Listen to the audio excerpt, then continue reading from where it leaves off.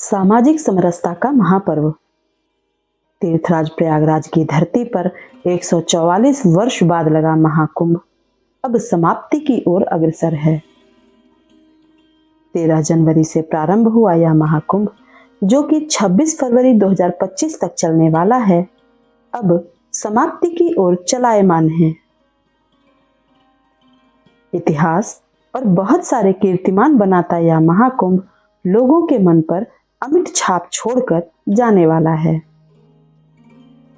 बात चाहे 51 लाख रुद्राक्ष के बने शिवलिंग की हो या फिर दुनिया के सबसे बड़े महामृत्युंजय यंत्र की, जनता की भीड़ हो या पांडालों में भंडारे का आयोजन, ये सब कुछ महाकुंभ के इतिहास का एक अभिन्न हिस्सा रहा है।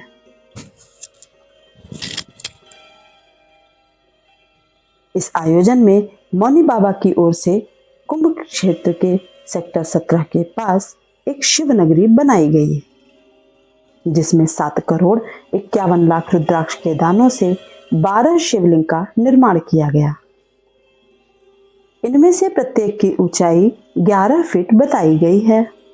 इतना ही नहीं, यहाँ पर 11,108 त्रिशूल भी लगाए गए थे। मेला क्षेत्र में रुद्राक्षों से बनी यह शिवनगरी श्रद्धालुओं के लिए आकर्षण का केंद्र बनी रही।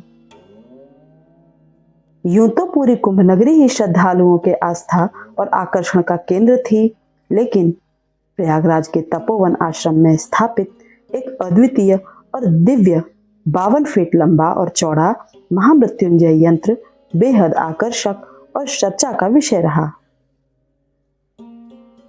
इसे महामृत्युंजय मंत्र के 52 अक्षरों के आधार पर बनाया गया है।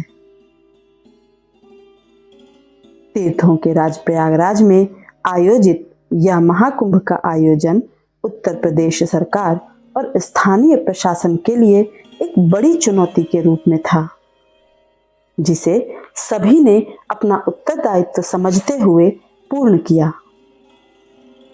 सरकार ने इस आयोजन के लिए लगभग 6500 करोड़ रुपए खर्च किए हैं।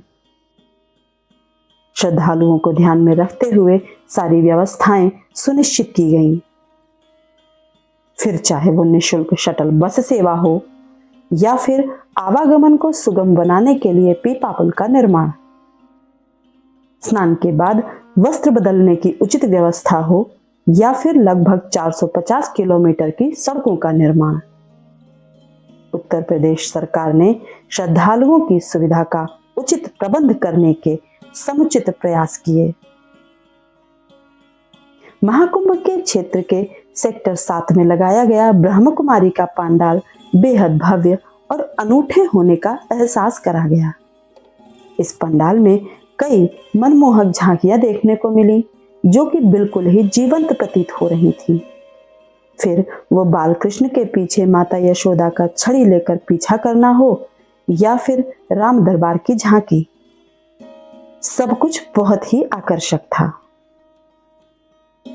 वहीं दिव्य ज्योति जागृत संस्थान का पंडाल भी कुछ कम आकर्षक नहीं था। वहां हो रहे सत्संग में श्रद्धालु कुछ इस प्रकार लीन दिखाई दिए।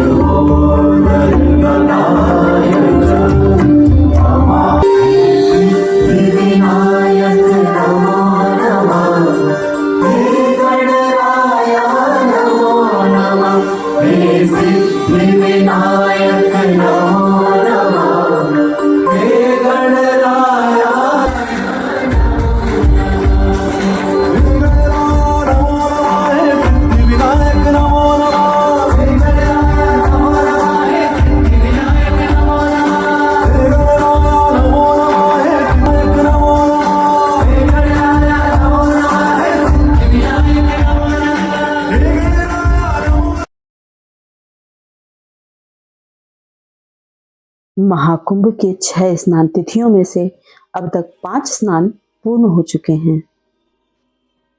अब केवल महाशिवरात्रि का स्नान ही शेष है, जो कि 26 फरवरी को संपन्न होगा और इसी के साथ ऐतिहासिक महाकुंभ 2025 का समापन हो जाएगा।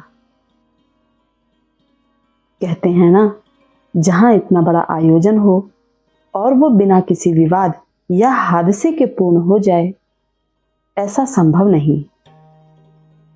29 जनवरी मौनी अमावस्या को हुआ ऐसा ही एक हादसा महाकुंभ की शानदार चाक चौबंद व्यवस्था पर सवालिया निशान खड़ा कर गया। इस अमृत स्नान वाले दिन बड़ी संख्या में श्रद्धालु संगम स्नान करने पहुंचे। कुछ अफवाहों और भीड़ प्रबंधन की कमी के कारण वहां भगदड़ मच गई, जिसमें लगभग 40 से 45 लोगों की मृत्यु तथा कई लोगों के घायल होने की सूचना भी प्राप्त हुई, जिससे सरकार और प्रशासन की तैयारियों पर सवाल खड़े हुए। महाकुंभ में वीवीआईपी कल्चर को लेकर भी सरकार विवादों के घेरे में बनी रही। आए दिन महाकुंभ में राजनेताओं और सेलिब्रिटीज तथा उद्योगपतियों का आना और उन्हें विशेष सुविधा उपलब्ध कराने के कारण आम जनता को काफी परेशानी का सामना करना पड़ा। परंतु इन कमियों के बावजूद महाकुंभ मेला क्षेत्र में आस्था और आध्यात्म का संगम दिखाई पड़ा। इसी तरह अपनी ऐतिहासिक उपलब्धियों के साथ समापन की ओर बढ़ रहा है आध्यात्मिक समरसता का महापर्व। लगभग 45 से 50 करोड़ लोगों के इस महान समागम के साक्षी बनने की संभावना बताई गई है। इसी मेले में जहां एक ओर पुलिसकर्मियों को वृद्धों और बच्चों की मदद करते हुए देखा गया, वहीं दूसरी ओर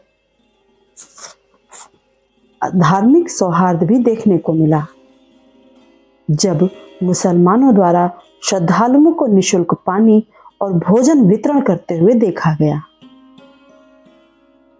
इस प्रकार हम कह सकते हैं कि कुंभ मेला जाति और धर्म की सीमाओं से परे एक आध्यात्मिक महाउत्सव है।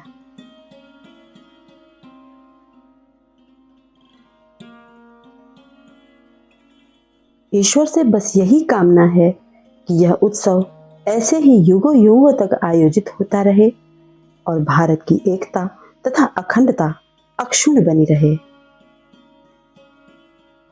यदि आपको हमारे वीडियोस पसंद आ रहे हैं तो लाइक जरूर करें और इतिहास की जानकारी पाने के लिए चैनल को सब्सक्राइब करना न भूलें।